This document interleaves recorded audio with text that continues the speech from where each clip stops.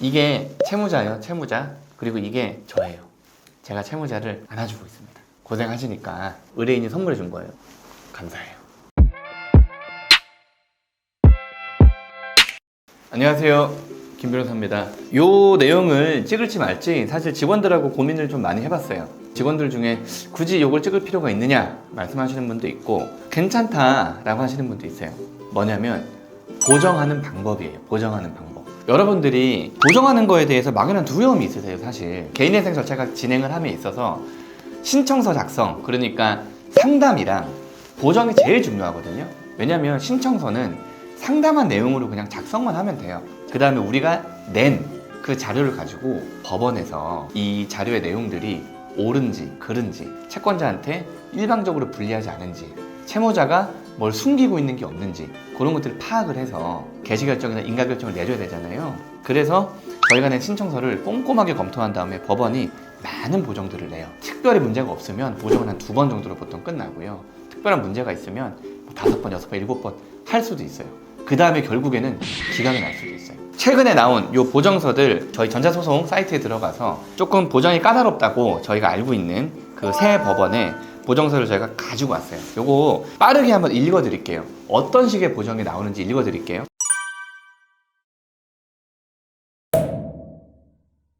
제주지방법원 사건이고요.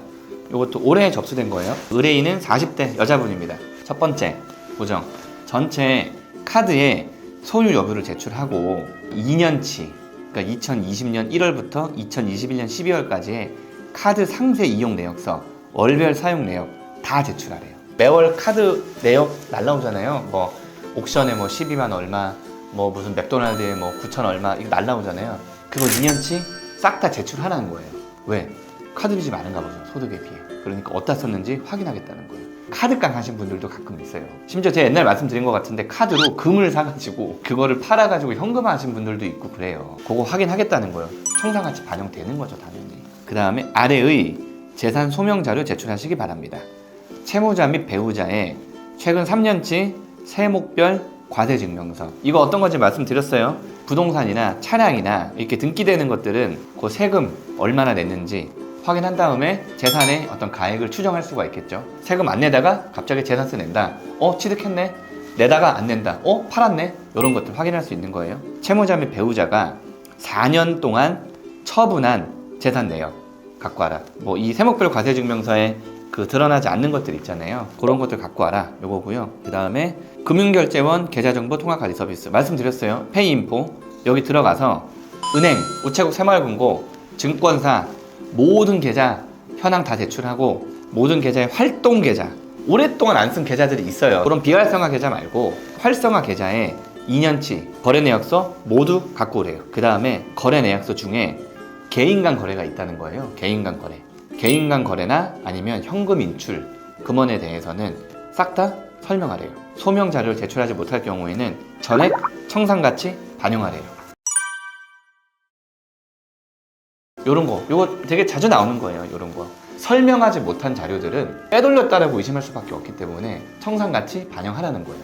그 다음에 뭐 가족들한테 이체하는 돈, 뭐 용돈 같은 것도 한 달에 뭐 2~30만 원씩 하는 그런 것들은 솔직히 별로 안 하는데, 뭐 어머니한테 매달 뭐 200만 원 줬다. 채무자가 먹고 살 돈도 없는데 무슨 어머니한테 200만 원을 줘요? 말이 안 되잖아요. 빼돌렸다고 보는 거예요. 그런 것도 다 그 청산가치 반영합니다. 이분은 변제율이 그렇게 높지 않았나 봐요. 그래서 기존 중위소득 50%로 생계세비를 산정하고, 이게 무슨 말이냐면 저희가 보통 말씀드리는 그 최저생계비 있잖아요. 그 115만 원인데 그게 60% 기준이에요. 60% 기준인데 그 줄이라는 거예요. 그러면 한 100만 원 정도 되겠죠. 피부양자, 수도 2인으로 하래요. 이분은 3인으로 들어갔거든요. 이 자녀가 2분 있어가지고 빼래요. 요거는 무조건 나오는 거. 대출금, 사용처 구체적으로 그 서명해라. 그 다음에 가족 등에게 대여해준 돈, 빌려준 돈, 변제한 돈, 변액 청산가치 재반영해라. 이렇게 나왔어요. 그렇게 까다로운 보정은 사실 아닙니다. 이분 자체가 채무의 어떤 사용 경위가 그렇게 좋지는 않아 보여요. 그래서 이런 것들 평범한 보정이에요. 평범한 보정인데 이 보정을 거치면 청산가치가 많이 늘어날 거고, 그다음에 변제계획안이 대폭 바뀔 게 예상이 돼요. 그 다음에 수원 보정이에요. 30대 남성 회사원이에요. 1번 2020년 10월 이후 발생한 부채 모두 소명해라. 이분은 최근에 신청 들어간 거니까 1년 6개월 정도 사용 내역에 대해서 소명하라고 나왔어요. 소명이 부족한 경우 사행성 행위, 항상 말씀드리죠. 도박, 주식, 비트코인, 게임 뭐 이런 거 있잖아요. 그런 것들은 전액 청산가치 반영해라. 그 다음에 활동성 계좌 전체 제출하고 2022년 2월부터 거래내역 제출해라. 1년치 제출하라고 했네요. 그 다음 이분은 사업자를 등록했다가 폐업한 이력이 있나 봐요. 그래서 2020년 종소세 제출해라. 2021년 근로소득 원천징수 영수증, 그러니까 2020년도에는 사업하다가 폐업하고 21년도에 그 취업한 다음에 회생 신청하신 것 같아요. 딴 건 없습니다. 네, 이분은 별거 없어요. 네, 이분은 아마 사행성 행위가 좀 있으셨던 것 같고요. 나머지 되게 평이한 그런 보정들.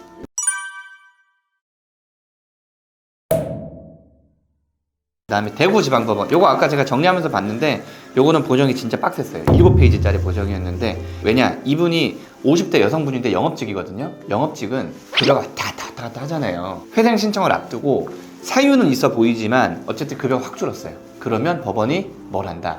의심한다. 변제금을 낮추기 위해서 일부 돈을 안 버는 거야. 법원 나쁘게 볼 수밖에 없어요. 왜? 빚을 안 갚는 사람을 누가 좋게 보겠어요. 확정일자를 받은 임대차 계약서 사본 갖고 와라. 최근에 임대차 계약을 체결했나 봐요. 그 다음에 최근에 임차료를 내고 월세를 내고 그거에 일부를 반영해달라고 했겠죠. 그러니까 확정일자 받았는지 안 받았는지, 주소진 했는지 안 했는지 확인하고 계약서 사본 갖고 와라. 보증금 얼마에 뭐 얼마 이거 확인해야 되니까. 왜냐면 면제재산 처리하면은 가끔씩 실질적인 청산가치보다 갚는 돈이 작은 경우들이 있단 말이에요. 그래서 요 꼼꼼하게 봐요. 요것도 최초 대출금 사용처, 이게 뭐냐면 이분이 돌려막기를 좀 하셨나 봐요. 최초에 빌린 돈이 있고 그 다음에 갚은 돈이 있고 갚은 돈이 있고 갚은 돈이 있을 거잖아요. 그러면 최초에 빌린 돈 이거 어디다 썼는지 확인한다는 거예요. 법원에서 이분은 신청 자체가 조금 불량하다고 본 것 같아요, 사실은. 그래서 최초 대출금 사용처, 이게 5년 전이든 10년 전이든 그러면 최초에 이 돈을 어디다 사용했는지 이거 설명하라는 거예요. 그 다음에 채권자 목록에 기재된 채권자를 제외하고 개인에게 이체한 경우 소명해라. 이건 뭐냐면 이분이 이 사람 꼭 갚아줘야 될 것 같은데 라고 얘기를 한 것 같아요. 그러면 법원이 거래 내역을 볼 거잖아요. 거래 내역을 봤는데 김민성 해서 한 2천만 원 했네. 채권자 목록 보니까 김민성이 있는데 최민성 한 2천만 원 갔어. 근데 없어. 이게 뭐지? 야, 최민성이 누구야? 이거 왜 채권자 목록에 안 넣었어? 이거 어디다 썼어? 소명해. 이거예요. 뺐으면 둘 중에 하나겠죠. 청산가치 반영하거나 아니면 넣어서 처리하거나 그렇게 될 거예요. 도박, 오락, 유흥 등으로 사용한 차용금 전액 청산가치 반영해라. 4번, 이분은 집을 갖고 계신 분이에요. 집이 있는데 9천만 원에 이 집을 사셨어요. 근데 저당을 잡은 거야. 그리고 2,500만 원 임대차 계약을 체결했어요. 그러면 6천 대출 받았고 2,500 임차 보증금을 돌려줘야 되잖아요. 그렇게 되면은 이 집의 청산가치는 500인데 집값이 올랐을 거잖아요. 그래서 이분이 청산가치를 3천만 원 정도로 표시를 했는데 법원에 못 묻겠다는 거예요. 실거래가 조회표 제출하고 지금 시세 반영해서 그 환가 예상액 재산정해라 나왔어요. 그 다음에 이분은 영업사원이라 그랬잖아요. 차가 2대가 있어요. 그런데 저희가 좀 낮게 잡았나 봐요. 재산정해라. 그 다음에 이분은 2015년부터 22년까지 한 직장을 다니셨는데 중간에 퇴사를 했다가 한 6개월 쉬고 다시 재입사를 하셨어요. 근데 이 퇴사했을 때의 소득이 한 400만 원 정도 있었는데 요번에는 250만 원 정도로 들어간 거야. 그러면 법원이 의심을 하겠죠. 야, 똑같은 회사에서 똑같은 일을 하는데 급여가 왜 줄어? 150이나? 너무 많은 거 아니야? 이거 왜 이렇게 됐는지 소명하라고 한 거예요. 근데 사유는 있어요. 이분이 영업직이어서 너무 힘들어가지고 2015년부터 뭐 한 19년 코로나 전까지 근무를 하시다가 그만두고 그 다음에 다른 일을 좀 하시다가 또 최근에 입사를 하시고 이렇게 됐단 말이에요. 요즘에 영업직이 됩니까? 그게 안 되지. 사람을 만날 수가 없는데. 이런 것들은 소명을 하면 법원이 인정해 줄 수도 있어요. 다만 이분은 법원이 급여에 대한 상당한 의심을 하기 때문에 조건부인가 표시하라 그랬어요. 변제계획안 제10항 기타 사항란에 조건부인가 내용을 표시하게끔 돼 있거든요. 통상적으로는 급여가 20% 이상 바뀌거나 뭐 30% 이상 바뀌거나 이럴 때는 신고를 해야 됩니다라고 돼 있는데 이분은 조금 까다로워요. 월 30만 원 이상 증가할 경우라고 하니까 이분 급여를 봤을 때 10% 이상 변동이 있으면 즉시 신고하고 변제계획안 변경하라고 나온 거예요. 그 다음에 이분은 신청 당시부터 인가 날 때까지 급여 명세서 4달 제출하래요. 법원이 상당히 까다롭게 지금 보는 거예요. 부양가족 관련해서도 제가 항상 말씀드리지만 성인을 부양가족으로 넣는 건 되게 힘들어요. 여러 가지 내용들이 있지만 그냥 모친을 분양가족 삭제하고 월 가용소득을 상향하는 변제계획안 검토하시기 바랍니다. 어머니 분양가족으로 안 넣어주겠다는 거예요. 그 이유는 뭐냐면은 밑에 좀 나와 있어요.